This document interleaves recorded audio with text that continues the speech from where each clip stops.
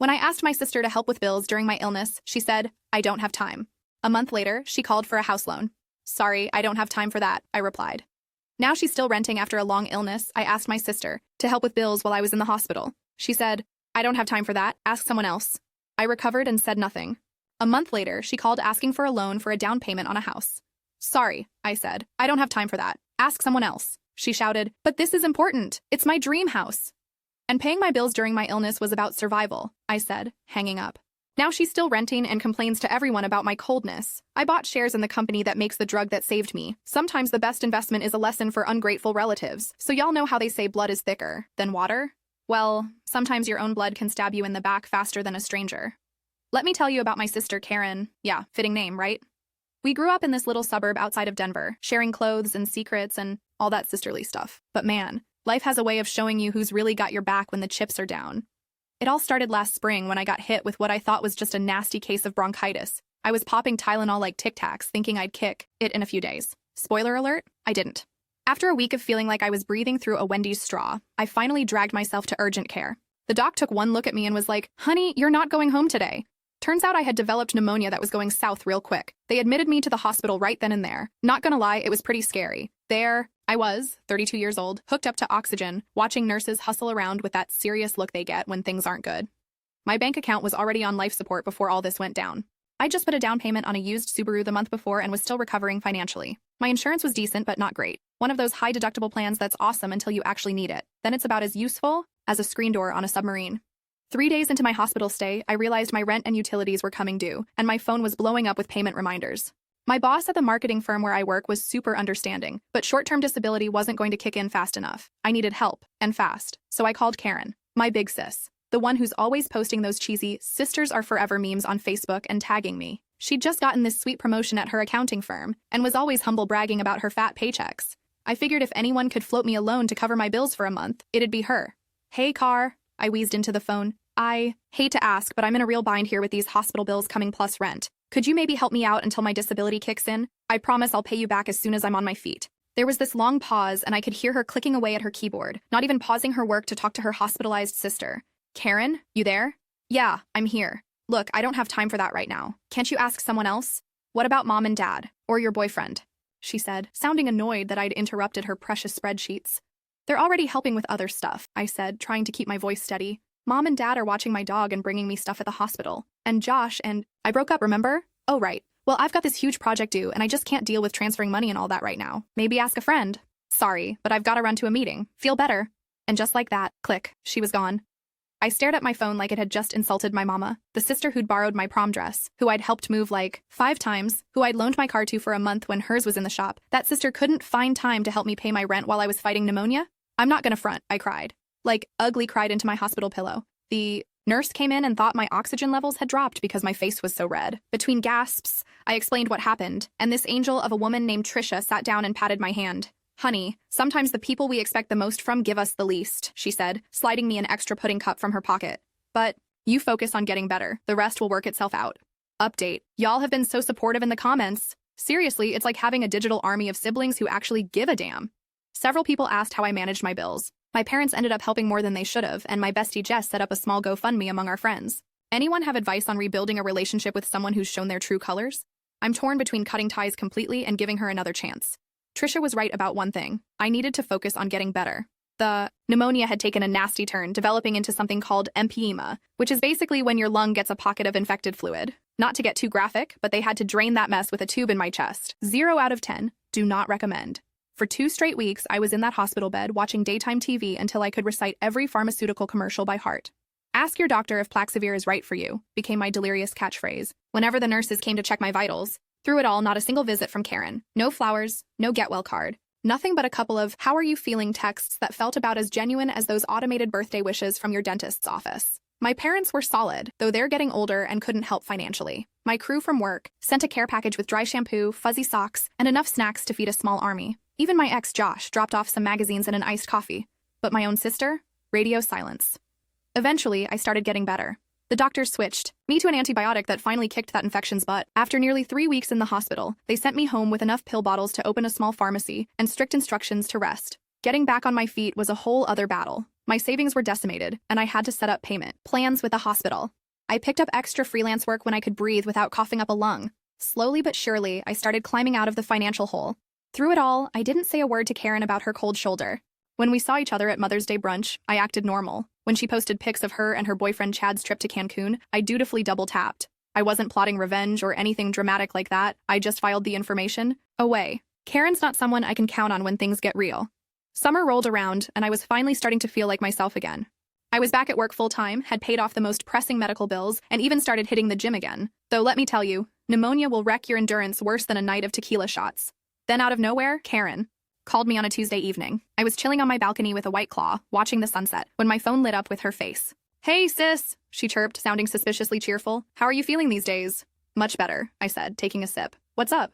"So, I have some exciting news," she said. "Chad and I found this amazing house. It's perfect. 4 bedrooms, a finished basement, granite countertops, the works. And get this, it's in that neighborhood I've always loved, you know, with the cute coffee shop on the corner."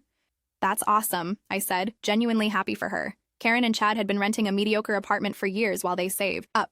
"When do you close?" "Well, that's the thing," she said, her voice shifting into that syrupy tone she uses when she wants something. "The market's so hot right now, and we need to act fast. Our offer was accepted, but we're a little short on the down payment. Like 20,000 short. I nearly choked on my White Claw. 20,000? That's a lot of money, Karen. I know, but my 401k distribution won't come through for another 2 months, and if we wait, we'll lose the house. I was wondering if maybe you could, loan us the money? Just for 2 months, tops. I swear on my Peloton I'll pay you back the second my funds clear." My first instinct was to say yes. That's just how I'm wired. I help when I can. But then I flashed back to lying in that hospital bed, struggling to breathe, while Karen couldn't find time to help me pay my rent. "Wow, that's a pretty big ask," I said, keeping my voice neutral. "Let me think about it." "We don't have much time," she pressed. "The seller needs an answer by Friday. Please, sis? You know I've been dreaming about owning a house forever. This could be our chance." "I'll call you tomorrow," I told her, and hung up. That night, I tossed and turned, having an internal debate that would make Oxford's finest proud. Part of me wanted to be the bigger person. Another part of me was still hurt and wanted Karen to understand how it felt to be dismissed when you really need help. By morning, I'd made my decision. I called her on my way to work. "Hey, about the loan," I started. "Yes?" She sounded breathless with anticipation. "I'm sorry, but I don't have time for that right now. You should ask someone else." There was a stunned silence on the other end. "What do you mean you don't have time? It's just a money transfer. It takes 5 minutes." "I'm really busy with work and still recovering," I said, echoing her excuses from months ago. "Maybe ask Mom and Dad or Chad's family." "They're already stretched thin," she snapped. "Look, this is really important. It's our dream house." That's when I felt something snap inside me. Not in a rage way, but in a clarity just hit me like a Mack truck kind of way. And being able to pay my rent while I was sick was about survival. "Karen, but you didn't have time for that." Another silence, this one heavier. "Is that what this is about? Are you seriously holding a grudge about that? I was swamped with work then. And now I'm swamped with catching up on life after being sick for months. Funny how that works." "This is completely different," she practically shrieked. "Is it though? When I needed help, you couldn't be bothered. Why should I rearrange my life? For your dream house?" "Because we're sisters," she said. Like that explained everything. "Yeah, we are. And sisters are supposed to have each other's backs. Ask someone else, Karen. I gotta go." I hung up before she could respond, my heart pounding, but oddly feeling lighter than it had in months. Update: wow, this blew up overnight. Thanks for all the award thingies. Never had those before. Some of you asked if I actually had the 20K to lend her. Truth is, I did have some savings, though not that much. I'd been squirreling away money for a rainy day ever since getting sick showed me how financially vulnerable I was. The real question now is, am I being petty, or did she need to learn this lesson? My phone's been blowing up with texts from relatives taking sides, and honestly, I'm starting to wonder if I've opened a bigger can of worms than I intended. The fallout was nuclear. Within 24 hours, my mom called asking why I was being so mean to my sister. Apparently, Karen had called her sobbing, saying I was punishing her for some tiny thing from the past. My dad texted saying family helps family, which was rich considering Karen hadn't gotten that memo when I was the one needing help. The worst part was the group text from my cousins. Karen had told them I was withholding money just to be spiteful, and how she was going to lose her dream house because of my pettiness. These were people who had no idea I'd even been sick. Karen had never mentioned it to them. For a hot minute, I started doubting myself. Maybe I was being petty. Maybe I should just loan her the money to keep the peace. I even went as far as looking at my accounts to see if I could swing it without completely destroying my safety net. But then I got a notification from my patient portal. Another medical bill had been processed. This one was for the follow-up CT scan I'd needed after discharge, a cool $200 that my insurance had decided was partially covered, whatever that means. And just like that, my resolve hardened. That weekend, while scrolling through social media, I noticed Karen had posted this vague booking status. Sometimes the people you'd take a bullet for are the ones behind the trigger. It had like 40 sympathetic comments, including one from Chad, about how some people will regret their choices when they need help someday. I almost fired back with my own post, but decided against it. Instead, I closed my laptop and took myself out for a hike in the foothills. Up there, with the Colorado sun on my face and the smell of pine in the air, the whole situation seemed smaller. On Monday, my mom called again, this time with news. Karen and Chad had lost the house. The sellers had moved on to another offer when they couldn't secure the full down payment. She was clearly fishing for me to express remorse, but all I felt was a weird mix of vindication and sadness that it had come to this. That's unfortunate, I said finally. I hope they find another place they like just as much. Your sister is devastated, Mom said. She really had her heart set on that house. I understand that, I replied, but actions have consequences. When I was at my lowest and needed help with basic bills, Karen couldn't make time for me. That showed me where I stand with her. I'm just respecting the boundaries she established. Mom sighed. You girls and your feuds. Can't you just get over it and be there for each other? I'm happy to move forward, I said, but moving forward doesn't mean pretending nothing happened. The conversation ended awkwardly, but I felt oddly at peace. For the first time in our adult relationship, I'd stood my ground with Karen instead of being the perpetual peacemaker. The weeks that followed were tense. Family dinners got real awkward, real fast. Karen would either ignore me completely or make passive-aggressive comments about people who care more about money than family. I'd smile, pass the mashed potatoes, and change the subject to something neutral, like the Broncos' latest disappointing season. What surprised me most was how many people took my side once they heard the full story. My best friend Jess, who'd seen firsthand how sick I'd been, high-fived me over brunch. About time someone gave Karen a reality check, she said, diving into her avocado toast. She's been the family princess forever. Even my typically conflict-avoidant dad eventually came around. He pulled me aside after a particularly frosty Sunday dinner and said, "Your sister was wrong not to help you when you were sick. I should have said something then." 3 months. After the Great House drama, I got some unexpected good news. Remember that drug that finally kicked my pneumonia's butt? The pharmaceutical company behind it went public. On a whim, I'd bought a few shares when I was recovering, partly out of gratitude for not being 6 feet under. Well, their stock exploded after they announced some breakthrough with the same medication for treating another condition. My modest investment suddenly wasn't so modest anymore. Nothing crazy like winning the lottery, but enough to beef up my emergency fund and maybe start thinking about my own house down the line. The irony wasn't lost on me. Here I was, financially better off after all that suffering, while Karen was, still stuck in her rental, scrolling through Zillow and sighing dramatically whenever real estate came up in conversation. I didn't flaunt my mini windfall, but I didn't hide it either. When I mentioned casually at a family gathering that I was thinking of looking at condos in the spring, Karen's face did this complicated journey from shock to disbelief to something that looked suspiciously like regret. Update. This really is the final update, promise. Some of you guessed correctly. Karen finally reached out last week for a sister date at that hipster coffee joint with the overpriced lattes. I was nervous going in, wondering if it was an ambush or a genuine olive branch. Long story short, we had the talk. Tears were shed, mostly hers. Hard truths were spoken, mostly mine. And we're cautiously rebuilding. She admitted she'd been selfish, and I admitted I enjoyed the karma a bit too much. The big question now, do I help her? With her new house hunt, or is that opening the door to more drama? What would you do if you were in my shoes? That coffee shop meeting with Karen was like something out of a Hallmark movie, except with way more awkward silences and none of the cheesy background music. We sat at this tiny table by the window, both clutching our overpriced drinks like lifelines. I've been doing a lot of thinking, she finally said, staring into her oat milk latte like it held the secrets of the universe. And I owe you an apology. A big one.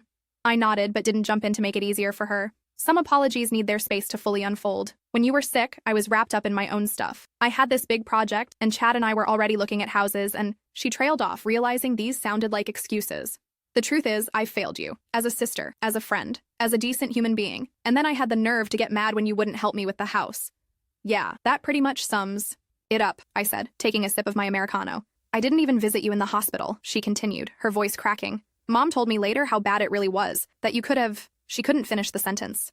Died? Yeah, that was on the table for a hot minute there, I said, surprised by how steady my voice was. Karen's eyes welled up. And then I had the audacity to get mad at you for not giving me money for a freaking house. God, I sound horrible saying it out loud. It wasn't your finest moment, I agreed. So I guess what I'm saying is, I'm sorry. Really, truly sorry. And I miss my sister.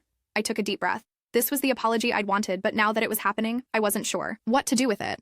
Part of me wanted to just hug her and move on. Another part remembered those long nights in the hospital when a text from her would have meant the world. I miss my sister too, I said finally. But Karen, I need to know that this isn't just about you wanting something from me again. That's a pattern we've had our whole lives, and I can't do it anymore. She nodded, wiping away a tear. I know, I've been thinking about that too. How I always come to you when I need something, but I'm never there when you need me. It's not fair, and I want to change that. We spent the next 2 hours really talking, not just about the house drama or my illness, but about our whole relationship. How she'd always been the princess and I'd been the people pleaser. How our parents had unknowingly reinforced those roles. How we'd carried childhood dynamics into adulthood without questioning them. By the time we left that coffee shop, things weren't magically fixed, but there was a path forward. We agreed to start small. A regular sister date, no crisis required. We'd both work on breaking old patterns and building something healthier. And as for her house hunt, I told her I'd be happy to look at listings with her and offer opinions, but financial entanglements were off the table for now. Trust takes time to rebuild, and some boundaries are healthier kept in place. The following weekend, we actually went to an open house together. It was a cute bungalow, nowhere near as fancy as the dream house she'd lost, but charming in its own way. As we wandered through, pointing out features we liked and didn't, it hit me that this was the first time in years we'd done something together that wasn't a family obligation or a crisis. "What do you think of the kitchen?" she asked, running her hand along the slightly outdated countertop. "It's got potential," I said honestly. "Nothing some new hardware and a weekend painting cabinets couldn't fix." She nodded thoughtfully. No, before all this happened, I wouldn't have even considered a place that needed work. But maybe a house I can put some sweat equity into is actually better than some perfect place I can barely afford." I smiled, recognizing growth when I saw it. "Plus, if you need help painting those cabinets, I know a sister who's pretty handy with a brush." "Yeah?" she asked, looking surprised and hopeful. "Yeah," I confirmed. "Just give me enough notice to clear my schedule." As we left the open house and headed to grab lunch, I realized something important. The most satisfying taste of their own medicine moment wasn't when I turned down Karen's loan request. It wasn't watching her deal with the consequences of her actions. It was this, seeing her genuinely learn and grow from the experience. Don't get me wrong, the karma was pretty, sweet too. But watching my sister evolve into someone who could acknowledge her mistakes and actively work to be better, that was the real payoff. These days, we're still navigating our new normal. There are awkward moments and old habits that die hard, but there's also movie nights and genuine check-ins and the slow rebuilding of trust. Karen's still looking for a house, one she can actually afford without a bailout from family. And I'm saving for my own place with a healthy emergency fund that would make any financial advisor proud. Sometimes I think about those dark days in the hospital, when each breath was a struggle and the future seemed uncertain. If you'd told me then that my illness would eventually lead to a healthier relationship with my sister, stronger financial boundaries, and an unexpected stock windfall, I wouldn't have believed you. But life's funny that way. Sometimes the hardest moments lead to the most necessary changes. And sometimes the best investment really is a lesson for ungrateful relatives, especially when that lesson helps them become less ungrateful in the end.